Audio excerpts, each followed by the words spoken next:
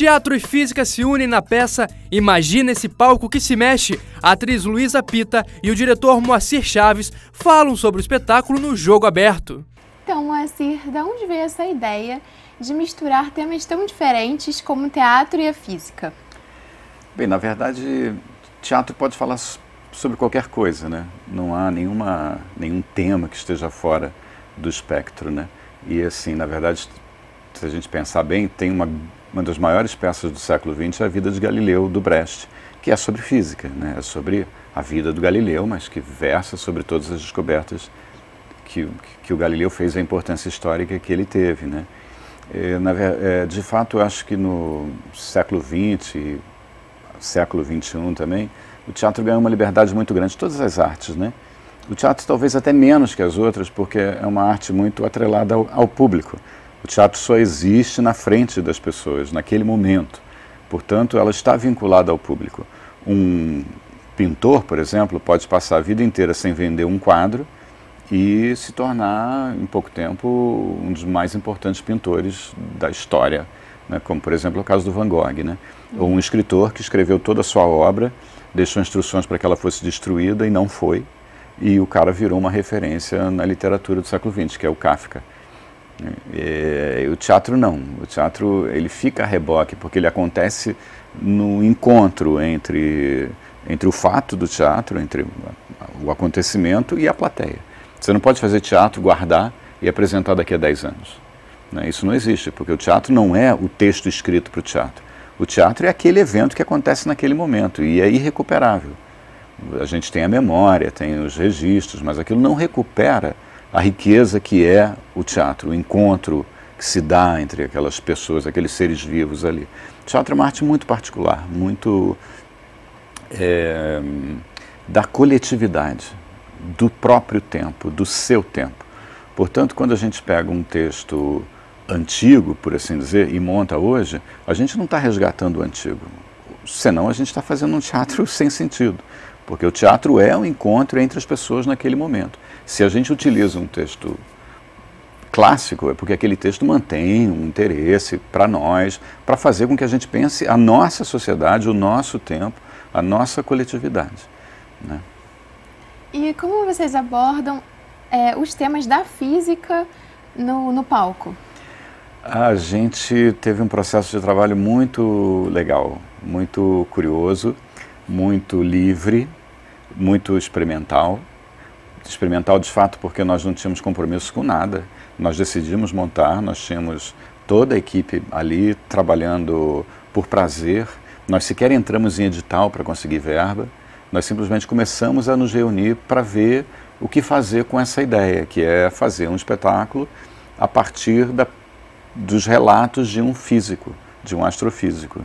A gente pensava, de repente a gente vai escrever um texto, a gente não sabia, a gente teve a experiência de alguém que faz parte do nosso grupo começou a escrever e não era o mais interessante até que eu sugeri que nós transcrevêssemos as gravações desses encontros, porque nós gravamos todos os encontros, os nossos primeiros encontros, né, que deram origem ao texto propriamente dito.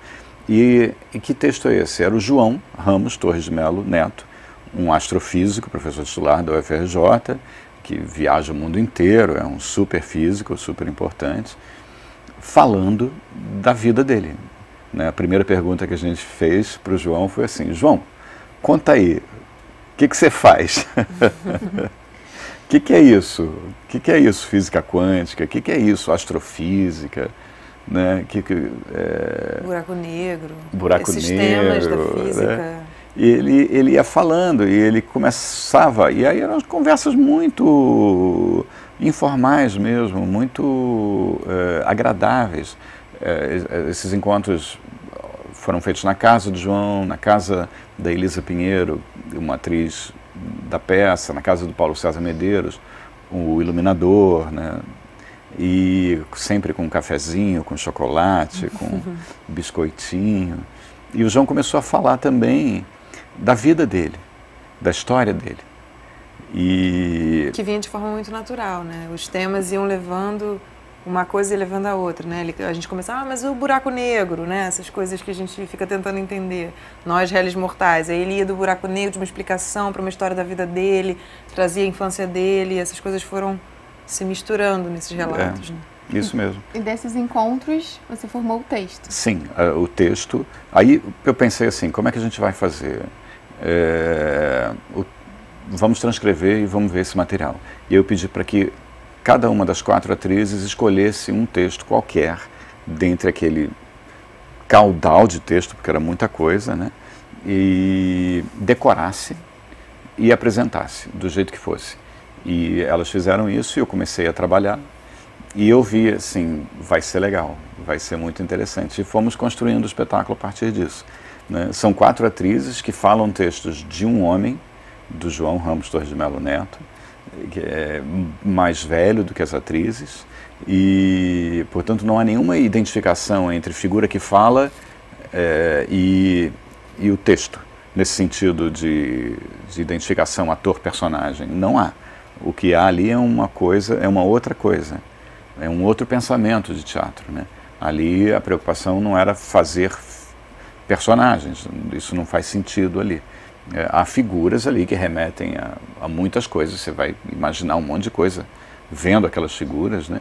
Há, por exemplo, uma figura que é cega, né? Ela é cega e ela fala o texto inteiro de uma forma muito, muito particular. Isso cria um sentido no todo, né? Cria um sentido, a gente pode falar sobre isso, talvez não seja tão bom, porque a gente explicitar a leitura não é muito bacana, né? Porque é sempre mais legal deixar que o espectador invente o mundo dele a partir disso. Mas depois que ele assistir, a gente vai sempre fazer uma conversa no bar do teatro, na casa de Baco, aí a gente vai poder conversar sobre isso e vai ser ótimo. Minha mãe estava num barco com meu pai, um batelão que a gente chama. Daí eu tive uma doença que era uma croup, tipo croup, assim, sabe croup, tipo croup, que você fica com a garganta obstruída, não consegue respirar direito e tal. Quando cheguei aqui no Rio, eu fiquei chocado, porque o maior espaço que eu tinha visto sem árvore era campo de futebol, né? Lá onde eu nasci, no lugar onde eu nasci. Tudo era com árvore, assim, todos os lugares, tudo tinha árvore. Eu nunca tinha visto, assim, 100 metros por 100 metros sem árvore. Todos os lugares tinha árvore, meu quintal era cheio de árvore. E o buraco negro é o quê? Você imagina essa matéria que se atrai e dependendo da quantidade de massa acumulada, aquilo vai ficando tão denso, o que é a questão é a seguinte, é a equação da relatividade, é simples explicar isso, é questão de espaço-tempo. Tem uma coisa que você fala assim, tá que o espaço tá acontecendo alguma coisa como se fosse um palco, entendeu? A gente faz as continhas, são até simples. Você vê que tem alguma coisa ali no meio muito maior do que a gente consegue prever. Muito maior mesmo, 5 vezes mais. Aliás, eu achei essa ideia muito curiosa. E quem teve a ideia de conversar, de unir a plateia num bar depois da peça para conversar? O Casa de Baco é um espaço que vai inaugurar agora com a gente, né? E essa ideia do bar-teatro é deles, né? É da estrutura do próprio É da estrutura espaço, deles. Sim. Mas eu que propus a eles que depois de cada sessão a gente convidasse os espectadores para irem para o bar, que é logo na entrada do espaço, para a gente continuar a conversa. Para a gente, ao invés de fazer um debate ali no espaço, a gente recua alguns metros, vai para o bar, parece que tem uma cerveja artesanal ótima lá. E é muito legal porque nessa temporada última que a gente fez no Sesc Copacabana com essa peça, os retornos que a gente tinha depois das conversas com as pessoas sempre são muito legais, porque é uma peça que ela abre tantos sentidos e para cada pessoa chega de uma forma às vezes, e isso para a gente é muito interessante também ter esse retorno, essa troca. Então, eu acho que esse encontro no bar vai ser muito bacana por conta disso, né? Porque o bar já é por si só um espaço de troca. E pra gente é muito interessante também ter essa troca, né? Porque é uma peça que se propõe aberta aos sentidos, aos múltiplos sentidos. Cada um constrói de uma forma. Porque geralmente essa relação de plateia e elenco é um pouco afastada, assim, né? E vocês fazendo isso vão aproximar o público com a história, com o tema de vocês. Mas tem gente que faz isso assim, com recorrência. Por exemplo, o Antônio Fagundes sempre faz um debate depois das peças dele. Eu não sei se é uma vez por semana ou se todos os dias, mas ele sempre faz debate. E é um barato, é uma conversa super bacana, super informal, claro, né? E é muito É muito importante isso, essa dessacralização. O teatro é uma arte do coletivo. O teatro não é uma arte que está lá e a gente está aqui. Não, é completamente diferente dessa ideia do sacerdócio. Né? Não, nós estamos cogitando, nós estamos pensando, nós estamos tentando entender a vida. E nesse sentido que a gente fez uma peça sobre física. O que é fazer uma peça sobre física? É tentar entender o mundo. É tentar entender que diabo é isso, onde é que a gente vive, né? O que é a matéria, o que é a vida propriamente, através do olhar de alguém que passa a vida pensando isso, que são os cientistas, né?